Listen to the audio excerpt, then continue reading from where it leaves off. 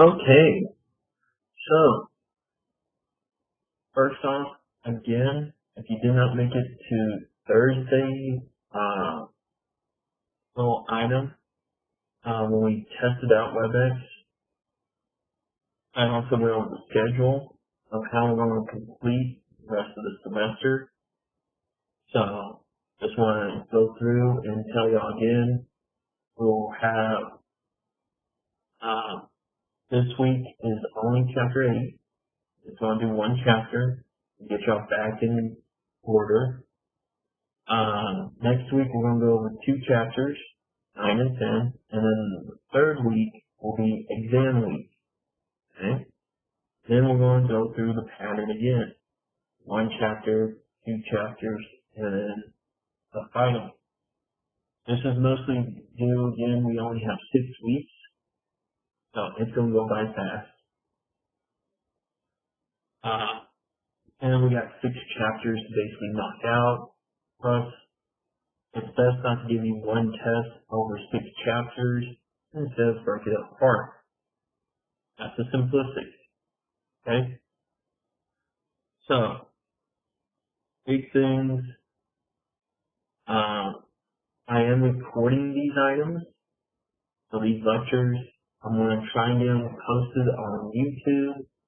If not, I'm going to post the file, and Webex is supposed to have a video player that you could actually view these on too. We're going to try to do the best we can so you can get the information you needed. But I always tell you this, all the homework from chapters 1 through 6 is reopened, and those quizzes also. So if you still have attempts on the quizzes, you need to take a quiz. If you have want to get better on the homework, you can take those. Again, that's going to be up to y'all. But they will close up on the last day of class or this semester, which is technically May 22nd. Okay. Let's see. If you're going to do corrections for exam 2, they will be due when we take exam 3. So you got another about 3 weeks to do those. So make sure you get those done if you want to do them. Remember, you got to answer the big 3 questions. What is the correct answer? Why is it correct? So you got to explain it. And then, why did you get it wrong? And if you do those and answer those 3 questions, you can get up to half your credit back. Okay. So,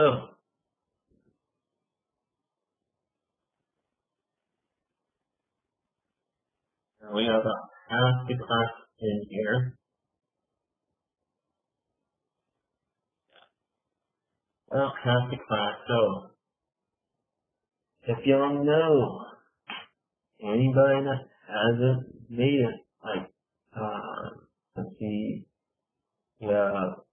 Jonathan, Augustus, let's see, London.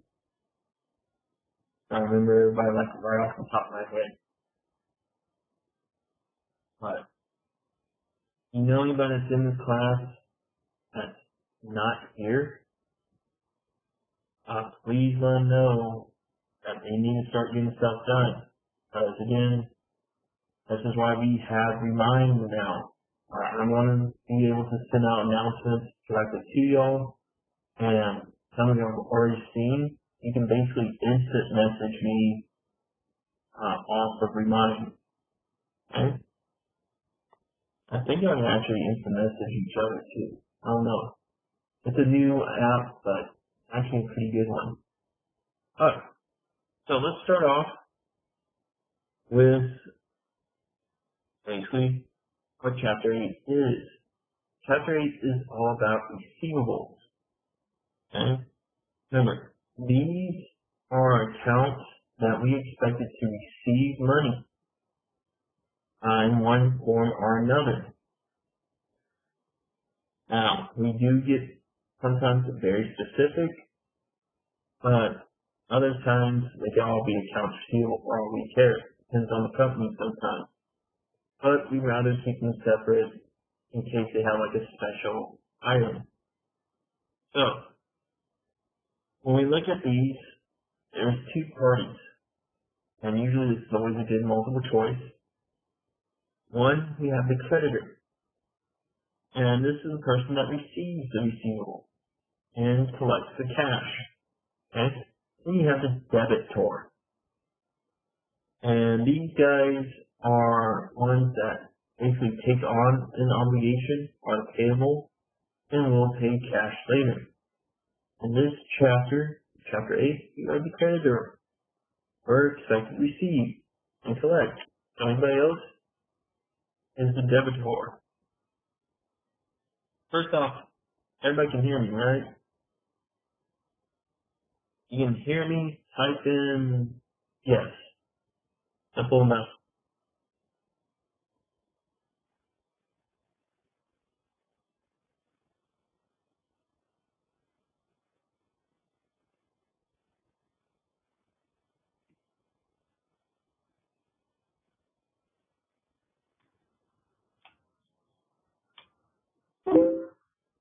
Okay.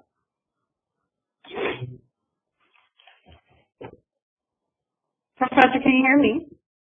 Yeah, but it's best to keep your mic shut off during the lecture because it cuts off everything, and then it's like playing phone tag. Okay.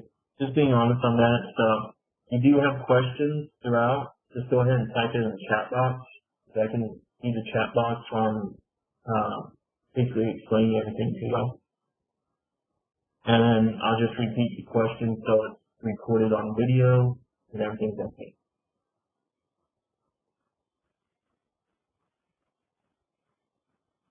Alright. So, seems everybody can hear me, which is good. Awesome. Yay. Alright. So, in this chapter, we're just going to focus on two common types. Now, later in other accounting courses, you're going to hit other receivables. We're going to deal with pretty much accounts receivable and notes receivable, which, of course, accounts receivable is items from the customer, but the notes in itself has interest involved. So we're pretty much going to also tackle on interest receivables due to being our notes. And these are just examples of others, like tax refund, rent, receivables from employees. All these we still expect to get cash. Some of y'all may have stimulus receivables. Expected to get the stimulus. And again, all it is that it's an account that we have yet to receive the money for doing something.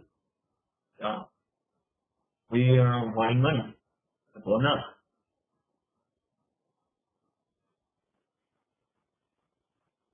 So, when we look at accounts receivable now, and just continuing on, we're really going to hit a more specific accounts, and these accounts known as sub-ledger accounts or subsidiary accounts. These are like specific to that customer.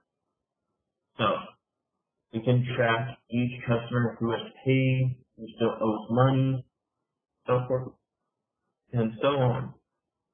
Now, the general ledger, one that we've been using, will always show accounts receivable as one account. And it always will be total. It's a total of all these extra accounts per each customer. Okay? So the subsidiary account. This one's in T account form. The book does that. Don't know why, but it does. So again, if I added up all these, they will be the same. So they all flow into accounts receivable. And again, what we end up doing is basically when we record a credit check sales transaction, we use the receivable subledger account down for that. Doesn't really change much, those things. Just now, just tap on me. Okay. Now, these nice little receivables, companies love them. There's a reason why. Now, again, I don't know why they skip the cash chapter, so that's fine. With these, though, receivables are a current asset, and we can actually use them in ways to get cash more quickly. So, if a company needs more cash, there's two different ways. One is known as factoring, and factoring in itself is selling our receivables. Now, most of the time, we'll sell them because, one, we didn't get any money, the customer's probably not going to pay us. So, why not send it to a collection agency, let them do it? But other times, we'll sell them to like a bank or a finance company, and these guys are known as a factor. Now, that's why we call it factoring. So, we get money from them, we sell this. Company will receive whatever cash for selling, less a certain fee. Usually, it costs a little bit of money of selling them to the bank. Because again, they know you want money, so they're going to buy it cheap and whatnot. Now, sometimes with factoring, one, as soon as we sold it, the factor, whoever it is, finance company, bank, or collector, they will collect the cash from the customer. Now, sometimes with contract, with the sale, they can actually give a portion of the money that they're receiving to the company. So, company may get cash from these receivables still. It just depends on the contract. Yes, all I really want you to know is what it is. In case you get the good old multiple choice question. Now, the other way that we can actually have it is known as pledging. Okay? And all pledging really is putting up your receivables as collateral, okay, for a loan. So mostly it's dealing with a bank. Okay? And what happens in this case, you still collect the money on the receivable. You don't have to do that. But the money is then used to pay off the loan and interest that you had to borrow. And if somehow you decide not to pay the loan, the bank will collect on that receivable that you put up for collateral. That's really all pledging is. Pledging is just pledging your receivables as collateral. Getting a loan. Factoring is basically selling your receivables.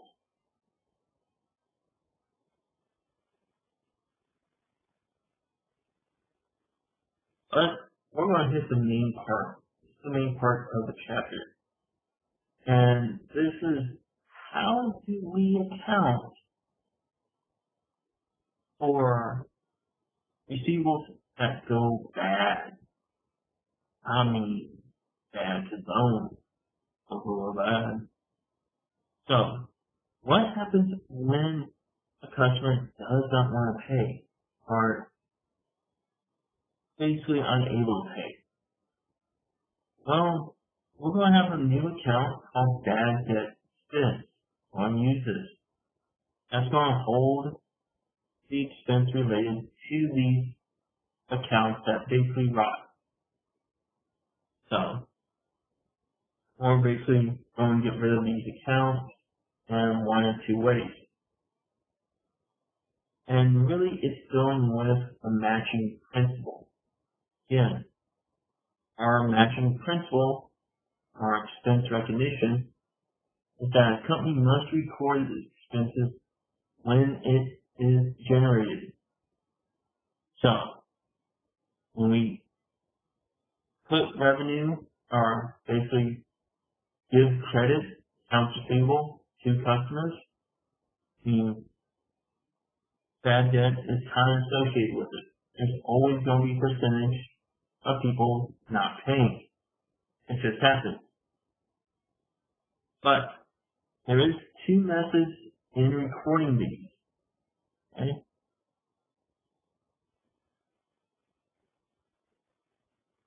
One is known as the direct write-off method. And this method alone is there that goes, as soon as we know a account is bad, we write it directly to bad debt expense. We do not estimate. So since we don't estimate, it doesn't actually show the matching principle. Thus, even though it's the most easiest and logical to apply, it does not follow GAAP. And then that's why we have a second one called Allowance Method, which is required by GAAP. And it matches our bad debt expense against related sales revenue as a way to show that yes, we're prepared for these accounts to go bad. So we're estimating about how much bad debt expense is.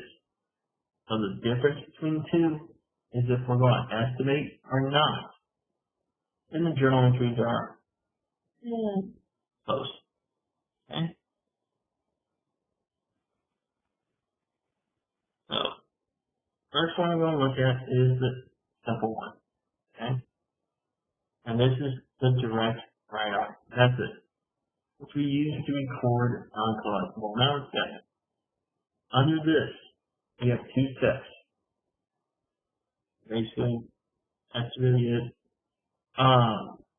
We're going, anytime an account goes bad, we're going to do what is called a write-off, which basically means we're throwing away that account. It is bad, or getting rid of it. So we're going to increase the bad debt expense, and we're going to remove that account. So again, this is why we have to use subledger accounts, so people know, or whoever comes behind you knows exactly who's the bad account.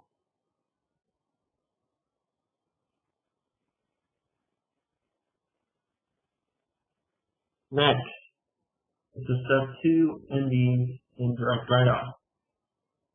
Yeah, because we know this usually happens. We decide to write them off, get rid of them, and then all of a sudden, out of the blue, they pay off their bill, or they pay off their debt with you.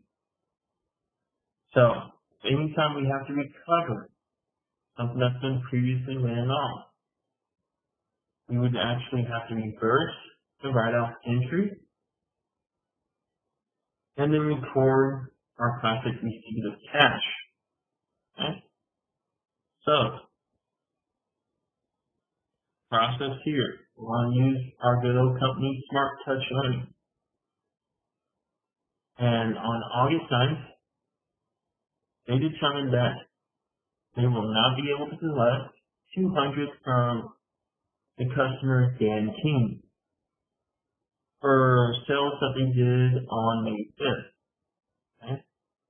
So, again, we're going to write them off. We deemed that we cannot collect. Management told us to go ahead and remove their account. So, we're going to debit bad debt expense. Okay? For the amount that we're writing off, basically their account. Then you're going to credit accounts receivable and their accounts. The book just uses last names. That's fine. When you're doing your workout problems, make sure you get the account receivable, and that does have the person that you're writing off. Now, sometimes they like to do accounts payable to that person, but We're only doing receivables right now. Okay. And then if you need to put the explanation is pretty simple. We wrote off an uncollectible account. Now go and get the money. Now, like I said, somehow, some way they eventually will pay. If they do, they're nice. So let's say on September 10th, we actually received the money from the NC. And he pays his debt in full. So, first journal entry.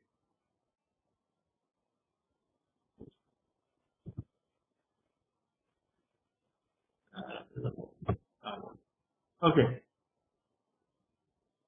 This is known as a reversal. Okay? Basically, it mimics this journal entry.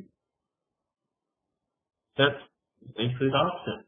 This time, since we're reinstating his account, we'll go on debit, accounts receivable, and credit bad debt expense. Okay? And this is basically our reinstatement of previously written off accounts. With explanation, such as reversal entry. And next is, of course, our account that you know how to do, the receipt of cash.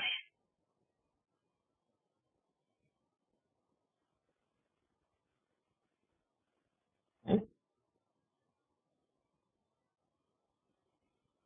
So, any questions related to this? This is basically it for direct write-off. If you have any questions, you can go ahead and type it in the chat box. If you do not, go ahead and just put in no. So I know everybody's still with me.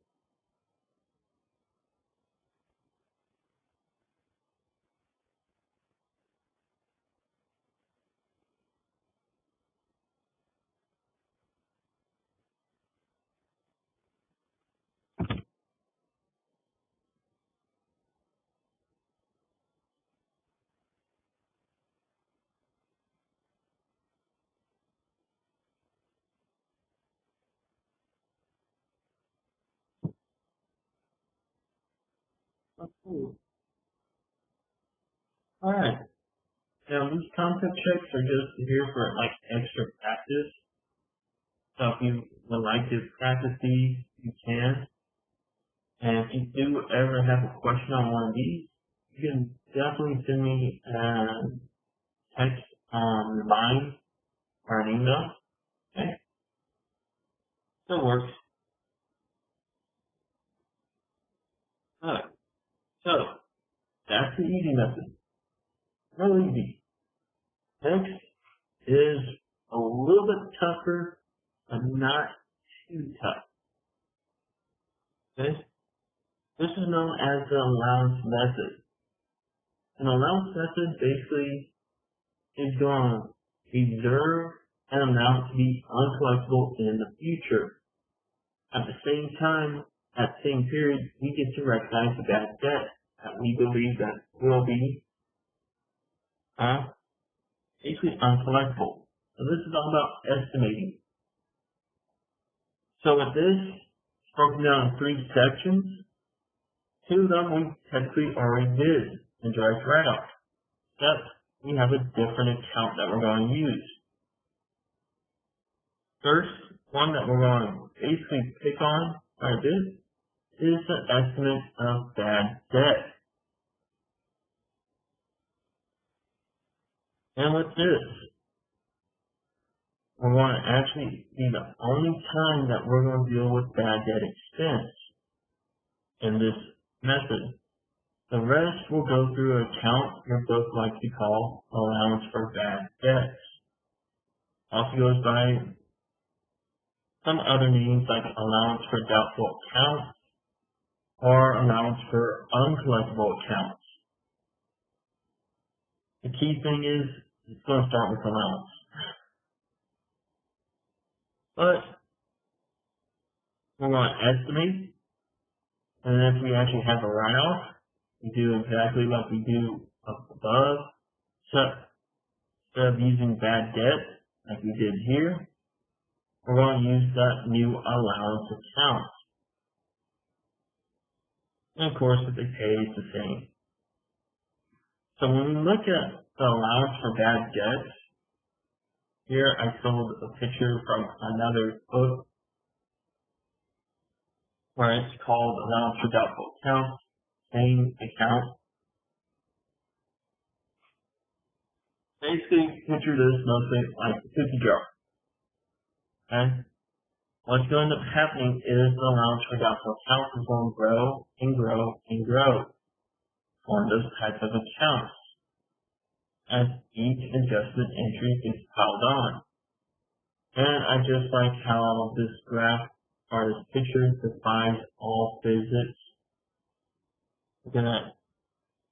There's no way that it's fine like that without the other cookies falling down. But it's just the way it is. But when we deal with allowance, so this is increasing allowances. Well, every time we write off under the allowance method, it's just like us taking a cookie out of the cookie jar. And we'll eventually get too low where we would have to do another fill. So, or we want so many cookies in there. We'll get into that. But really, I mean, this is how this one's looking at it. It's nice to have a picture on a visual image, cookie jar, selling cookies. Yeah, we all been there. We were young once. Alright, now, key things to know about bad debt, or allowance for bad debt, is that one, this is known as a Contra asset account. Okay? So that again means it has a normal credit balance. We also are just dealing with evaluation, kind of like what we deal with depreciation, only evaluating our accounts receivable. So we actually take this account for bad debt and we subtract it from our accounts receivable account. This is going to be known as net realizable value. I'll show you an example of that in a little bit. Now, a lot of companies do like to do this though. This is the last bullet point. When you look up any balance sheet, especially major corporations, they like to call accounts receivable and then they'll reflect net receivable. That's basically their net realizable value.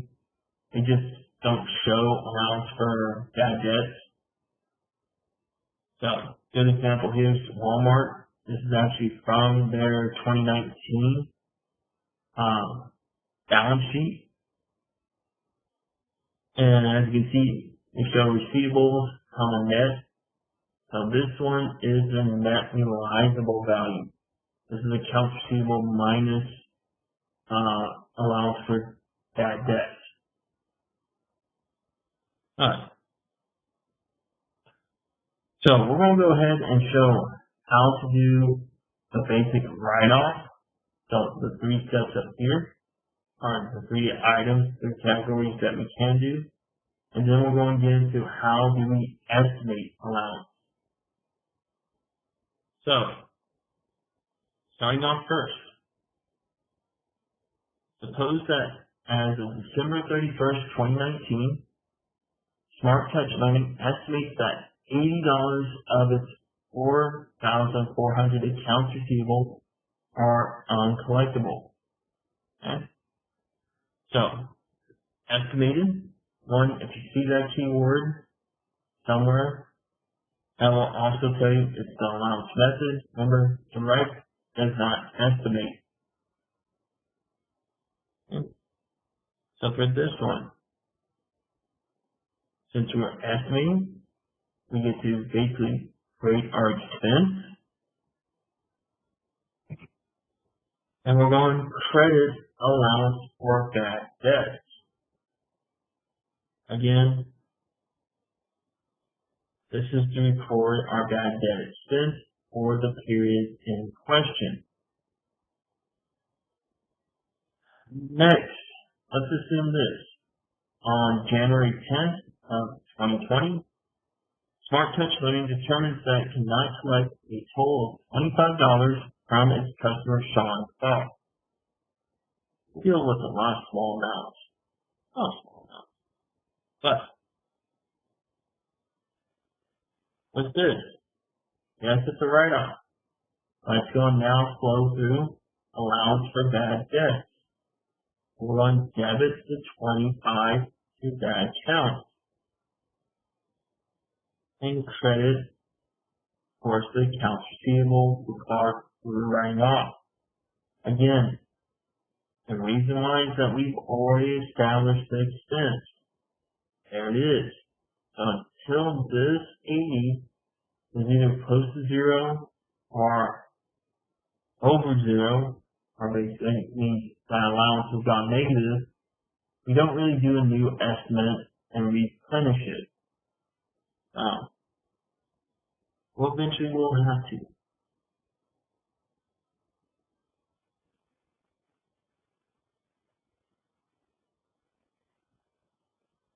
So, next, again, we'll show that they received the money from Clark after he wrote him off.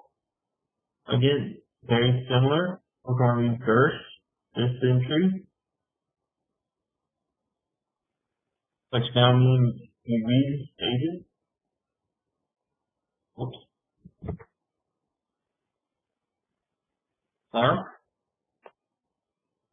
So, previously ran off account, it's been reinstated. So, 25, 25, so forth, so on. Next, we record again the receipt of cash. Okay. So first, you always have to reinstate a write-off account in order to properly recognize receiving the cash.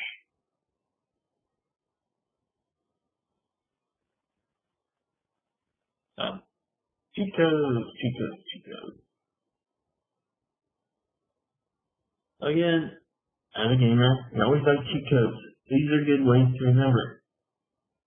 When we're writing off, again, direct write-off, we do bad debt expense. When we write off under the allowance method, you debit allowance for bad debt. Good. You remember that? These two methods are going to be really easy on the write-off. Now, this is what I was talking about with the net realizable value. Remember, when we write off an account, the net realizable value actually does not change under the allowance method. As you can see, this was before. We had 4,400. Our allowance for bad debts was 80. To give us a net realizable value of 4,320. Or if we write one off, it lowers both of these accounts, so it keeps net realizable value the same. Alright. Any questions regarding this so far?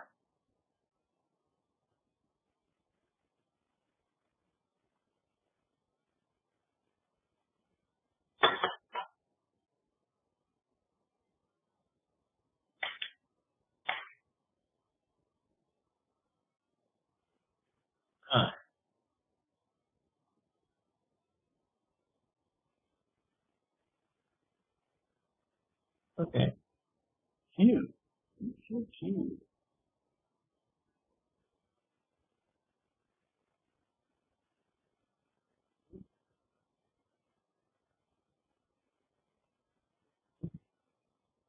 Alright.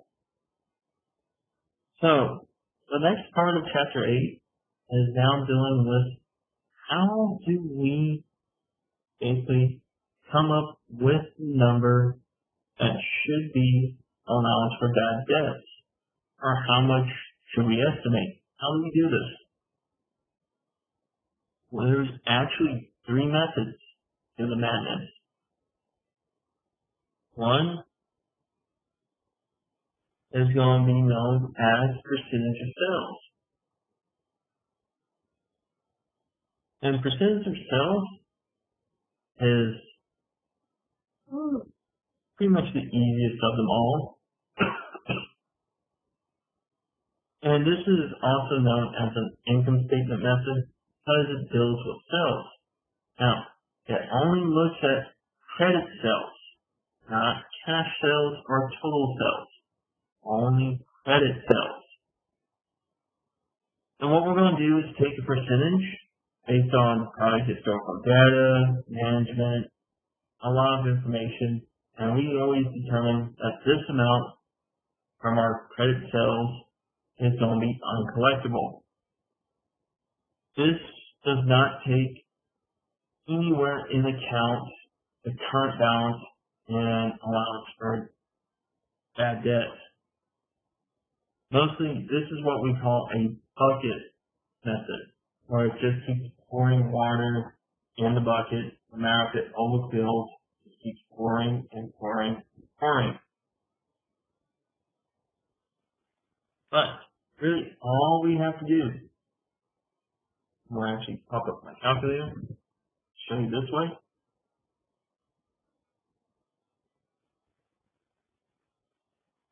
All we do is we read these. So, for example, Smart Touch Learning has credit sales of $60,000 in 2020 and estimates that 0.5% of these credit sales, maybe 5%. I'm actually thinking of 5%. That feels way too low. We're going to say 5%. I'm wrong. We'll refix. Of these credit sales are uncollectible.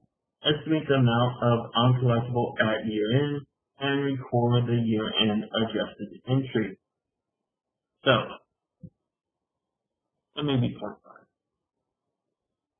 We'll check. Either way, I'm just showing you the method.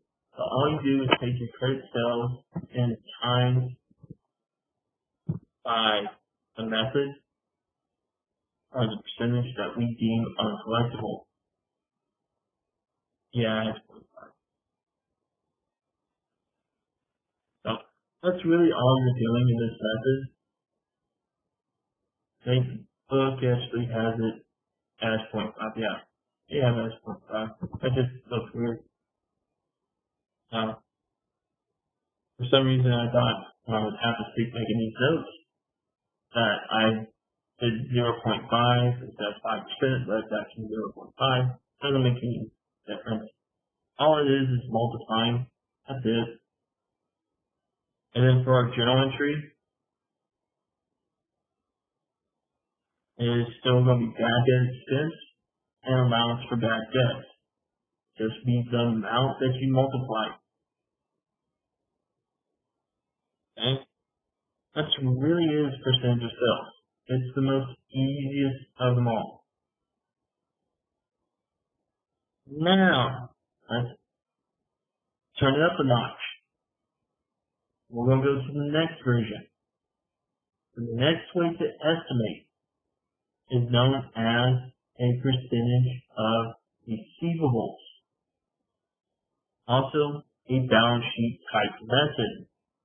Now, whenever you're dealing with any estimate of receivables, we have to take into account what's in allowance for bad debt. Okay? Have to take into account.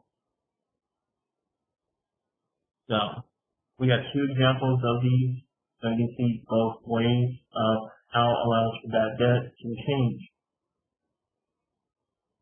But, since this is a percent of receivables, again, we're going to get a percentage, and we're going to do our multiplication. So for this one, assume Smart Touch Learning has 6,375 of accounts receivable, again, on 2020. Furthermore, the year-end adjusted balance in the allowance account is currently set at $55 credit balance. as you can see with the T account right here. Which, again, if you know it's a receivable method, do a T account. It will help you out. The company estimates that 4% of its accounts receivable is uncollectible. Estimates the amount of uncollectible at year end, and we're going to record the journal entry. Again, with this method, all you do is take the percentage, or take your receivables, since it's based on receivables, and times by your percentage. Okay?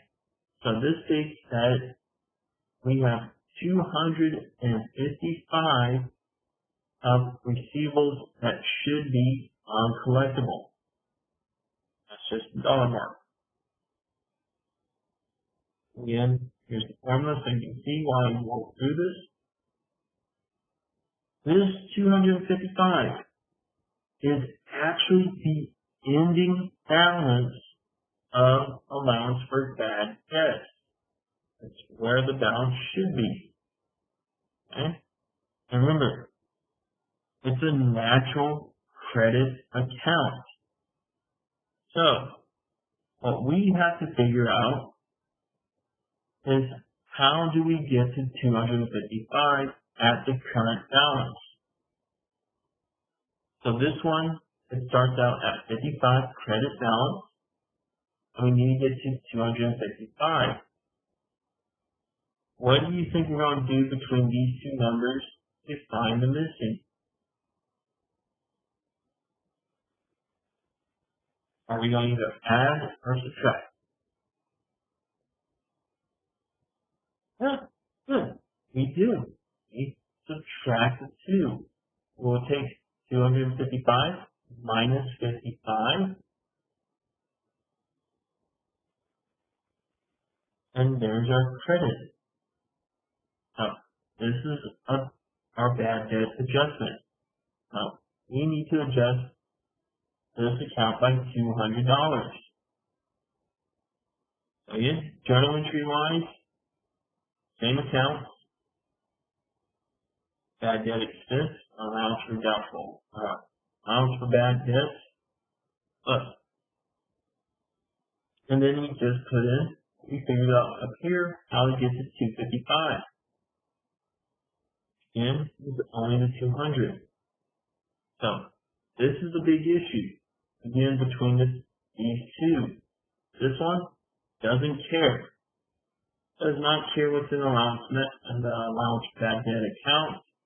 And we can just multiply and boom, that's our number. Here, we have another step. We have to pay attention. Okay? So, let's try again. Now, assume that we have Martin Music has 40,000 of accounts receivable on December 31st, 2020. Their year-end adjusted balance, though, is $150 debit. Okay? And then, of course, the company estimates that 2% of its accounts receivable is uncollectible. Okay? Again, we have to figure out the amount that is uncollectible. Again, we just multiplied the 40,000 by 2%. And that's going to be 800. This is, again, the ending balance of allowance for bad debt.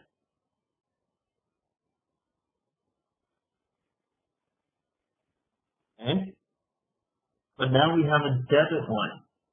So how do you think we're going to find the missing number? We have to get to an 800 credit. Are we going to add or subtract?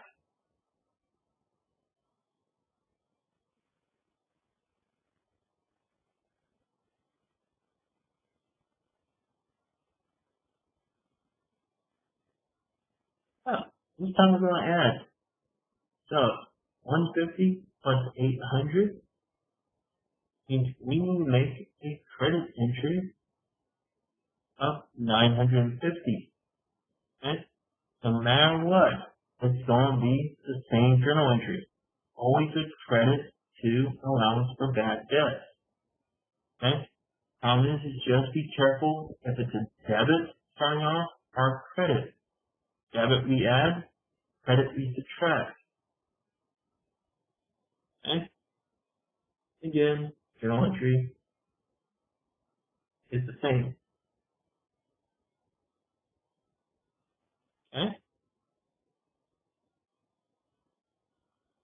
Any questions over these two methods?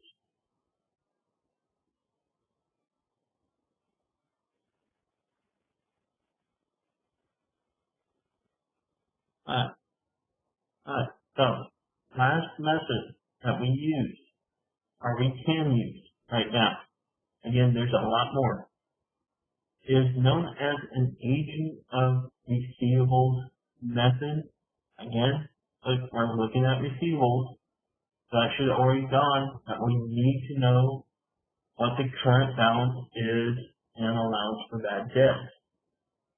Okay, so we need to take that as a factor. But this takes this method, the percentage of receivables, and basically go multiply it kind of thing. And instead of one, we're going to have multiple periods. Okay? And the way that these look is exactly like this. The chart.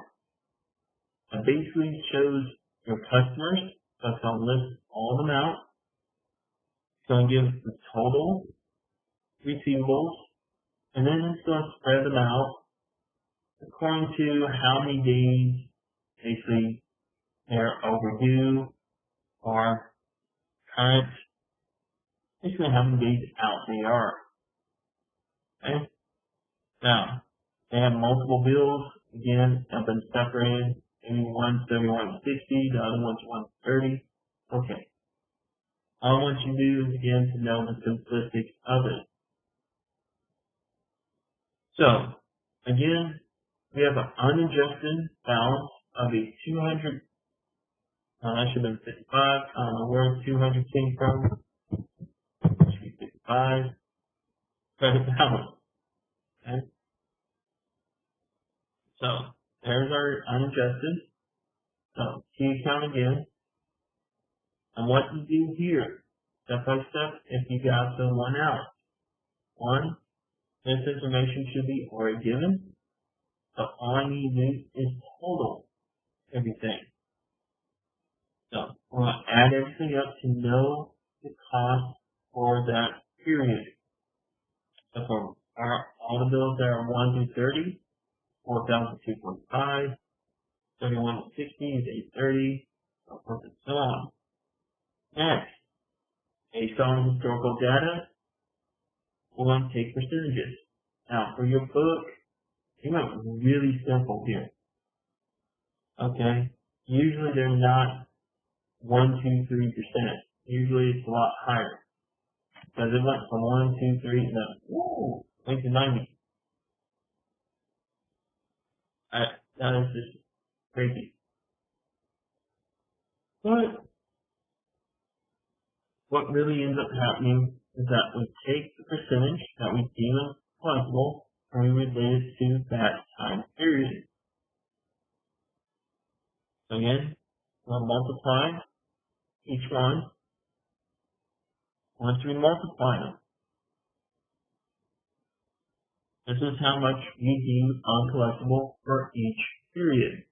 So 42 and 1 to 30, 17, 36, and 90. Now, natural course of business. If somebody's bill is over 90 days, there's probably zero chance I'm going to collect it.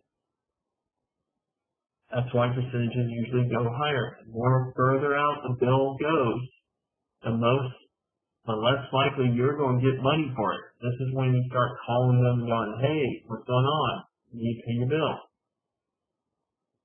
What we do next step, is we're going to take these numbers and we're going to add them together. So That's where this 185 is coming from. It's the addition of all of these four periods. This is known as amount uncollectible. Okay? Or basically the ending balance of allowance for doubtful accounts.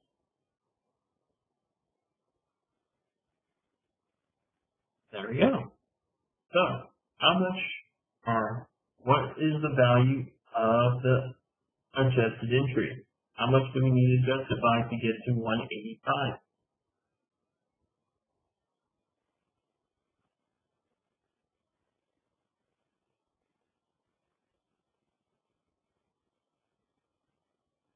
Good.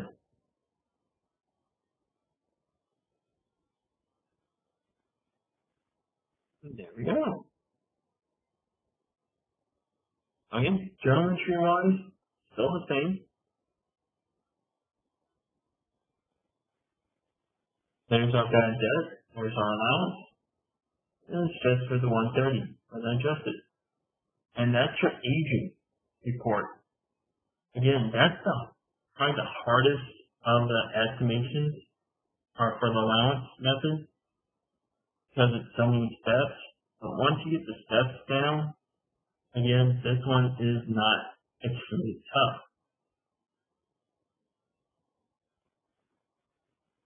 So, again, good way to remember. I like this graphic. It's a lot better than what's in your book. But we have bad debt estimate. We either go income statement focus, which is going to be mostly percentage of sales, and sales times rate equals our expense. And it's just how much it is. Nothing different. But with the balance sheet, sales with both receivables, we're going to take on percentage, accounts receivable by rate. Aging is accounts receivable by age times rates by age. And both go to your allowance account. And then adjusted entry and just minus or add. That's a nice little graphic to help you. And then here's a practice. Okay.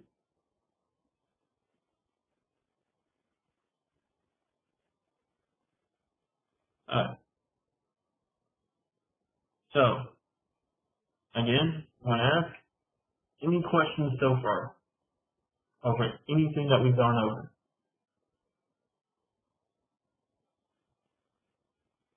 Okay.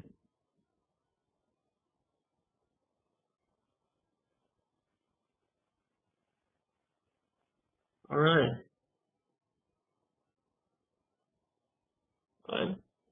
So, next, we're going to handle the other big receivable, which is, of course, notes.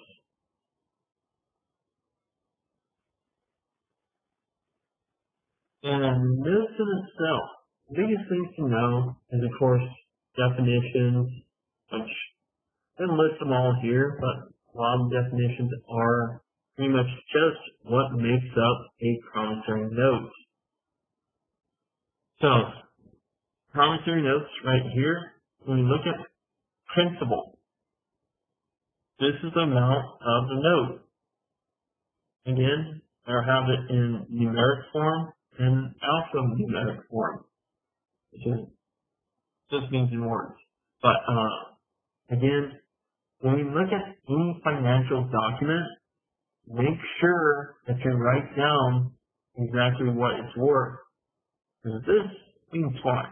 The bank, they don't care about the number, they care about what you actually write. Again, this part is more you meant for this amount. This one can be fraudulent very easily. This is hard because it's handwriting. This is typed out to make sure y'all can see it, but usually 10 minutes.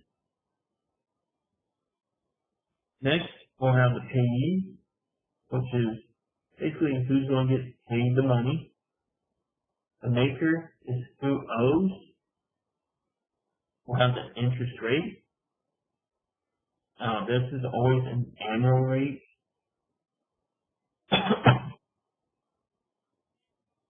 And then, of course, you have an interest period, or basically it's a date that starts. It's always the day after, though. That's when interest actually starts, but this is the date that the note actually began, September 30th or made. And this is when the due date is. So this one is for a whole year.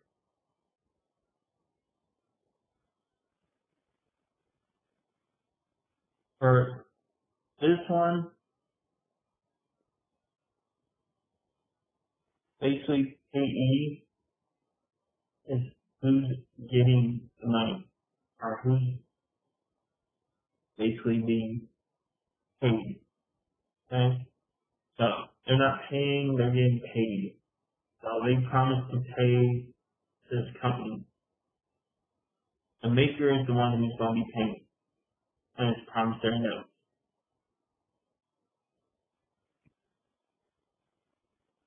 So payee is always that way. Okay? So mostly what we're going to focus on is that they're not going to give you a picture, not usually, but they're going to say this person owes this company. Now, you will have to calculate interest. It's the fun part. This is time value money. Again, we're not going to go heavy-handed in time value money. You will in 2302. But basically the simple formula that we're going to use is principal of the note times annual rate times time it always expressed in fractions of a year. I have to get used to that. So if we're going with months, basically however many months divided by 12. We're dealing with days, 365. Again, I'll show you those ways as we go. So let's go ahead and calculate the interest on this note. So, calculator, where I can see it. I can show you the formula at the same time. Alright, so we take our principal, which again is 1,000. We're going to multiply it by our annual rate, which was 6%. Alright, again, convert it to decimal. Then we're going to times, if you don't ever put these all together, we do in parentheses. Okay? Fraction of the year. Now, since this is exactly 1 year, you could just probably put 1, but I want you to get used to keeping it in fractions. So, 1 year is basically 12 months. Divided by 12, that's 14 months. And then enter. So, total interest should be $60. Okay?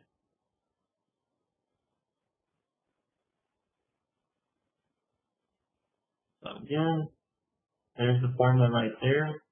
You have notes, sitting right there. But again, just multiplying it out, you find $60 of interest. Cool. Awesome. Alright, next, let's get into the journal entries for notes. First off, there is no interest done. Usually interest is paid at the end of these short-term notes. Okay? So again, interest won't be paid until the due date of the note or when the note is matured. When we talk about maturing of notes, that just means it has reached its due date. So, sign off first.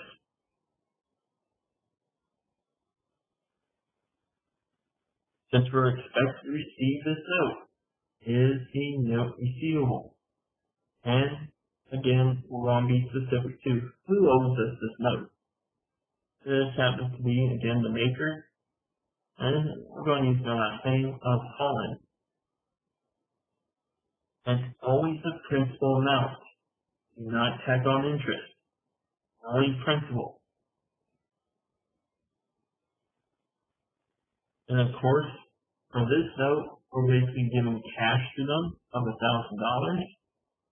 So we're accepting a note saying that, hey, you're going to pay us back this cash that we're giving you, plus you're going to give us interest. Okay? Sound like a fancy IOU. And that's when we record and receive a note for cash. We're actually going to get later on into a couple of other ways we can receive a note. But we're going to stay on this one just for right now. Now, the problem that we're going to run in here with this note. So we're going to continue with the note, but notice this. Because it's starting in September, this note is going to pass through 2 accounting periods. The Smart Touch Learning ends their accounting year on December 31st. So we have an issue here. This is normally known as accrual of interest. Basically, we have to recognize interest in the period in which it has either been earned or expensed. Since we're dealing with receivables, this is interest earned. So anytime we cross a period, we have to calculate. So we actually have another entry. We have to record interest accrual. So the best way I tell you to do this is to use this little method here, having 2 interests, and basically split it up based on basically the ending of the period. And then you want to calculate interest for each. This one happens to be 3 months, from October to December. So as you can see, I take 1,000 principal times the rate times however many months divided by 12. So it equals to 15. Here, I am going to have 9 months.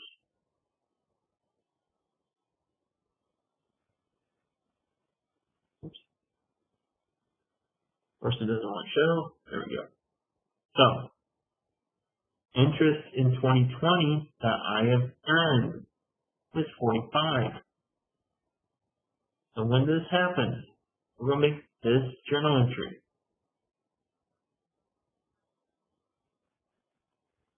First off, because we have yet to receive any money on this note, this is known as an interest receivable.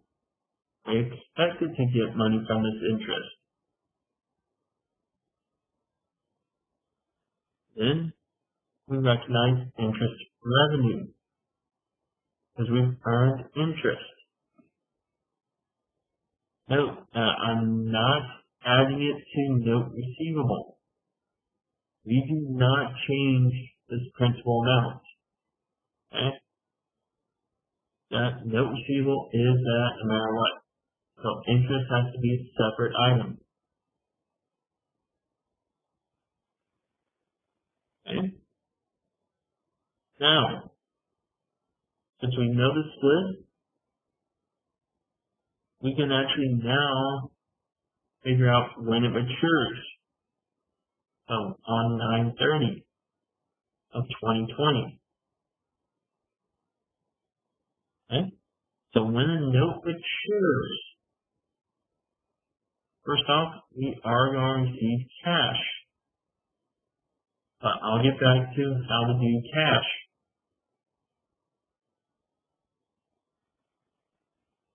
We are going to have to credit note receivable. Okay? Note receivable in itself is the principal. So it's being paid off, being removed. Next, we have that interest receivable that we figured out up here, the accrual. Well, now we're finally receiving the money. So there's our 15. Now we have to put in the revenue of this interest. The interest in the current period in 2020. Okay? That's the interest we've earned in this period.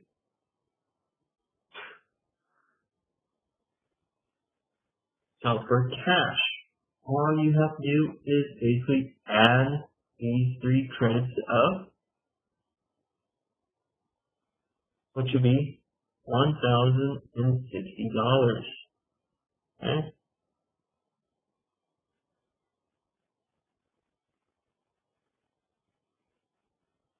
And this is explanation of collecting note receivable plus interest. Okay?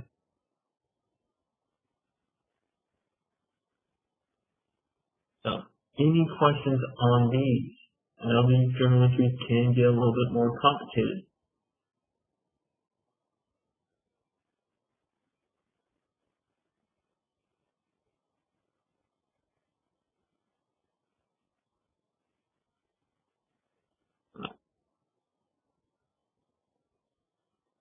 Alright. Alright. Now, like I said, there's other ways to receive these notes for different items. One, it could be for sales. Okay? Basically, we're giving out a little bit of a loan for selling out. These we know definitely from cars. I mean, we basically take a loan out for cars all the time. So when a note is being issued for a sale, it's going to be a little bit different.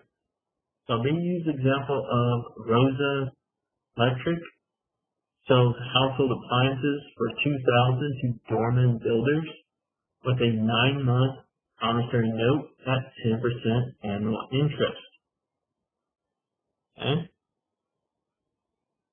To recognize the note, or the receipt of note, note receivable is still going to be your debit in all situations.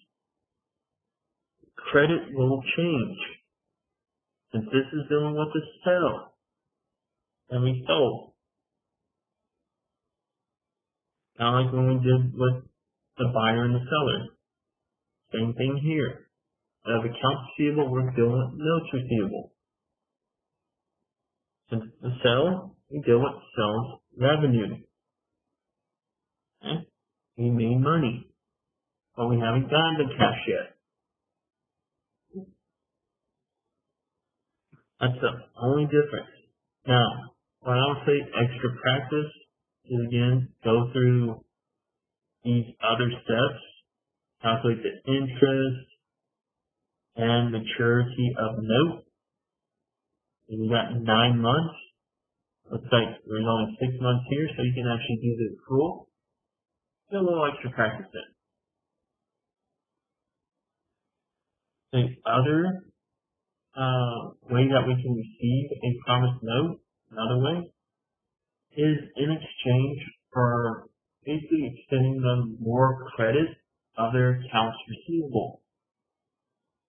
So basically they're going to pay off their account receivable with us and exchange it for a note. So again, we have now this company called Sports Club, and they cannot pay lending services for the amount due on their accounts receivable $5,000. So somehow they work out a deal with lending to accept a 60-day $5,000 note receivable with 12% interest from the sports club.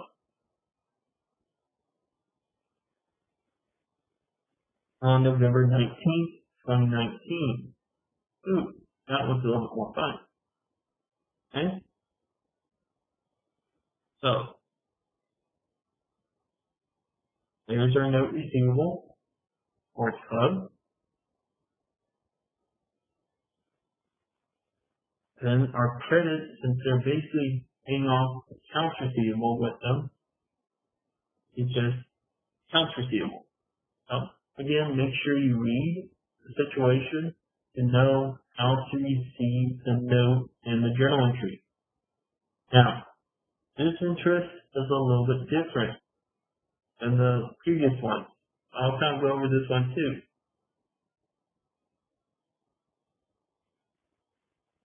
So remember, interest is the principal for a sports club or a lending to payee. But we have principal of 5,000 and multiply it by the interest rate. Now notice this. This note is actually in days and not months. So our fraction of the year should be 60 divided by 365. Okay? Because your book goes 365, others go banking rule, well, easier. But notice it's going to be a long decimal. But this is money. How many decimal places does money go to?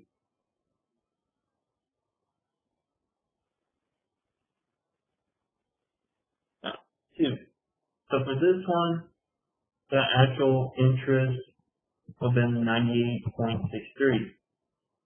Now, be careful of the problem you're doing, because sometimes it's going to tell you just to round it to the nearest whole dollar. So for this one, it would have just been $99. So, just be careful. When it gets into the days, it can get a little bit more trickier. Just make sure you read what's going on. Okay? But definitely don't try to do 60 divided by 12. It won't work. So, again, due date, November 19th, 60 days. You have to take, this is how you actually calculate how many the due dates also. You know, November has 30 days, minus 19, okay? So we're at 11 days, November, add 31 to, from December, 42, add another 31 from January. Oh, we're over, so it's a January due date. So 11 plus 31. Now take 42, 60 minus 42. This note is due on January 18th. So you may have to calculate due dates when you're doing your workout problems. Ends up happening. But due dates are probably the easiest one. Just be careful. Alright. So, what will happen when the person does not want to pay the note? Or doesn't make the payment on time or anything like that? Well, a dishonored note is simple as this. A note contract is done. As soon as it hits the due date or mature date, we cannot charge interest anymore because, again, the contract is done, the note has ended. So it still ends on a due date no matter what. So this one we're taking Rubenstein's jurors at a 6-month, 10% note receivable for $1,200 from March at there. That was signed on March 3rd, 2019. So, and the note was due on September 3rd, same year. Nice. Not to accrue anything. So this scenario, on September 3rd, he defaulted. Basically, again, decide to not honor his obligation to us for the note.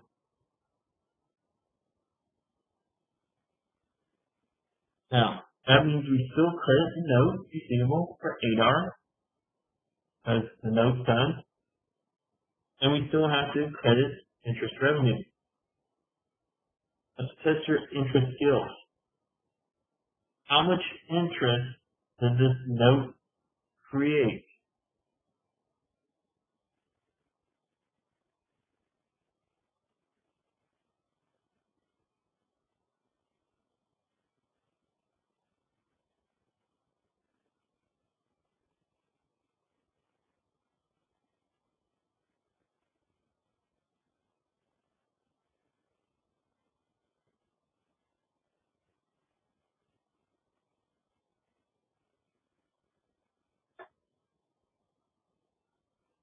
So how much interest did I earn?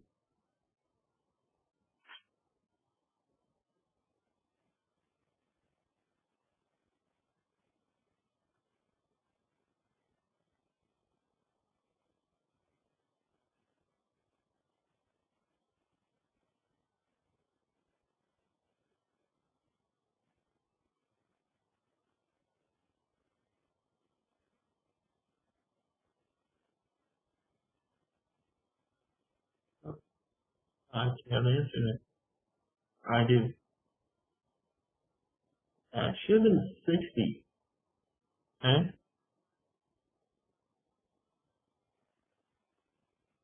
Now, why is it 60?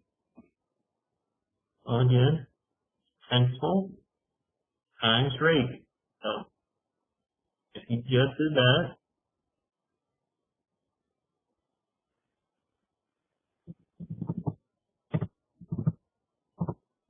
that gives you 120, but you still have to deal with the fraction. Okay? So,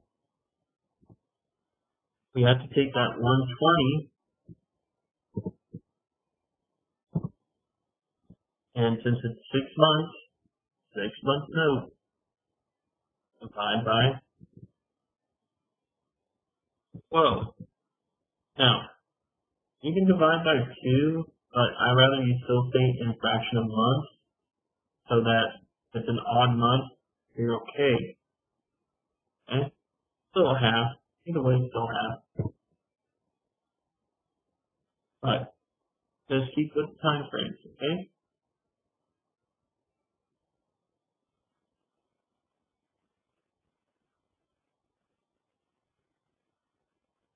Okay. So, there's our interest. So remember, our debt total these two. So 1,260. But since this is a dishonor note, he still owes us this money. And due to this, this will be known as accounts receivable. Basically, it goes to accounts receivable, and then if he decides still not to pay,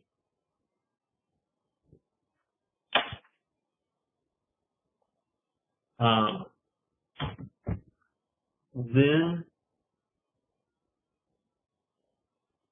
you will have to, basically we'll write them off, depending on which method we're using. So, again, that's what you're going to do in this concept check to do practice, is to write off. But usually, again, that just depends if it's allowance for bad debt or a direct write-off.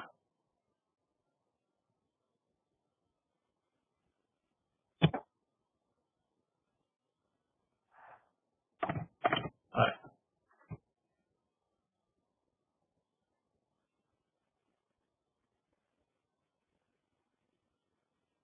The last part of this chapter is again just ratios, just other ways that we can basically figure out how well our receivables are doing. The first one is known again as an asset test ratio. And this is usually our ability to meet current obligations if something really bad happens in a crunch.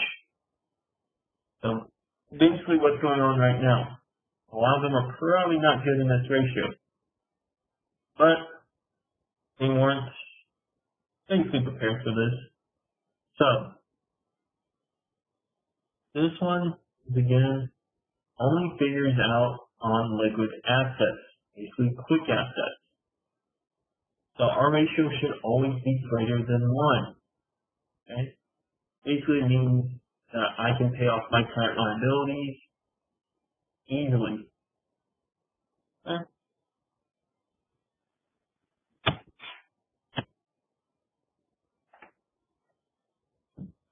So the formula in itself is cash equivalents plus short-term investments plus our current receivables. In a problem, all of these will be given to you exactly as they're written in the formula. Okay? Then all you have to do is divide by current liabilities. And if you ever get the ratio, that's really it. I've tried, this should be more of a multiple choice exam question. Of course, there may be a workout problem when we go over it. Again, we want to be better than 1. If it's under 1, that means we cannot pay our current liabilities.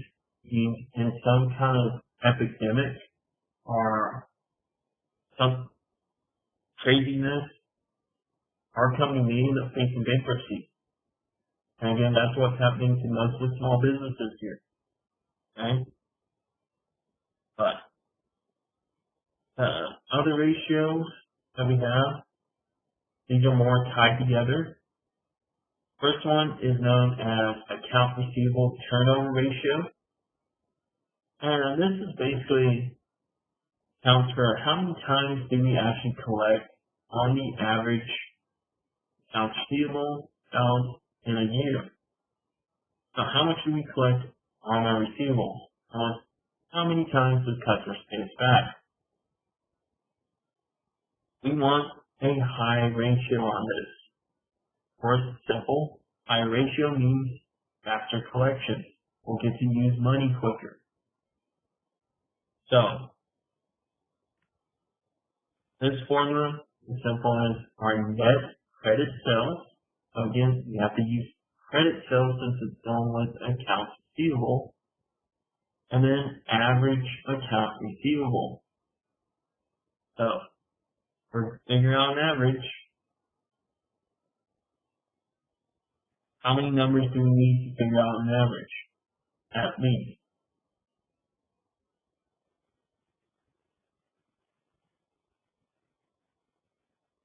Good. Yeah, just only 2. So, for this one, if you have to figure out your average, you take beginning accounts receivable, add your ending accounts receivable, and divide by 2. All you have to do.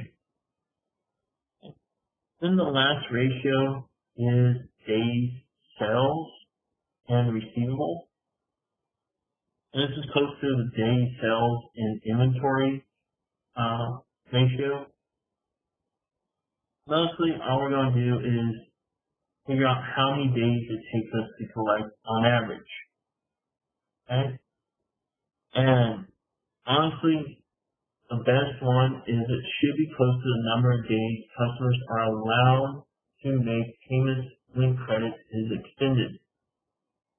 So, if you only give them 15 days, then we should see it close to 15. Actually, we should see it a little bit shorter, hopefully. If it's 30, then the highest you want to see is close to 30, you gotta have it shorter. The shorter the period, the more cash is available for use to use in operations.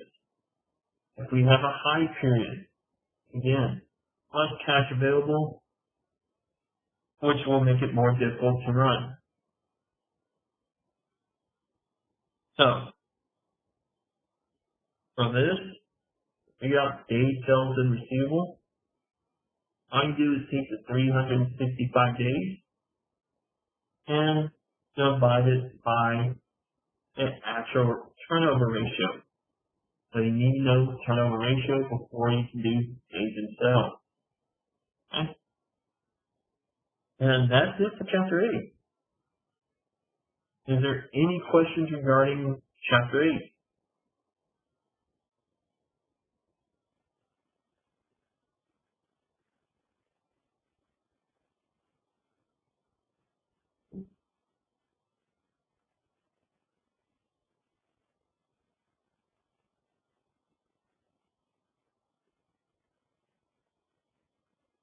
Okay.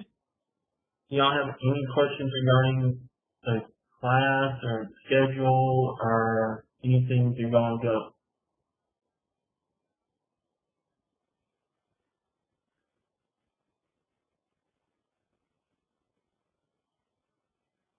Yeah, y'all can still do that. Y'all can email, use Remind. Y'all can, if y'all get stuck, y'all can still contact me. Okay? I will respond as quickly as I can. How long these meetings are going to be up for? These meetings, I wanted to try and get them on the D2L as quickly as possible. Again, if we end up going the whole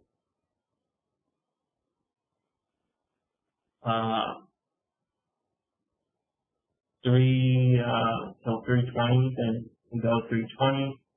If not, then we'll just call it short for that day. Okay? But yeah, it will be up. I'm going to figure out that's why I'm recording these sessions. Only thing it doesn't record is the actual chat window. Apparently I found out about that from my last class. That's that's why I'm going to repeat the questions. And yeah, I'll make sure y'all know the dates for the calendars. Not the calendars. Boy. But for the exams and whatnot. And of course, if you look on Pearson should have the due dates as well. Okay? So I'll post those out right now.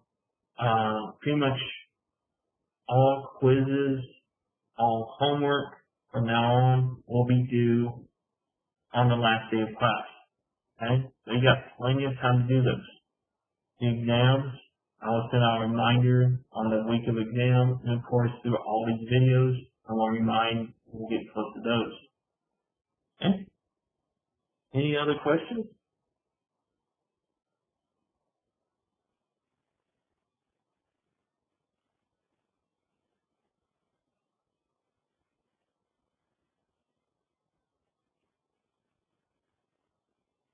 Alright. Yeah. I also have the practice problems up before. The test practices will still be there. Don't worry about those. As long as you're out and studying and everything, y'all guys are going to be fine. The only thing is we got to round up the remaining 5 that didn't show up. So that they know and understand what's going on. Or something. But again, you see y'all got contact information for anybody that wasn't here. Go contact them. Make sure that they do get onto these, so I know they have access to them and whatnot as we complete this semester. So remember, the semester ends on May 22nd. It's been extended till then.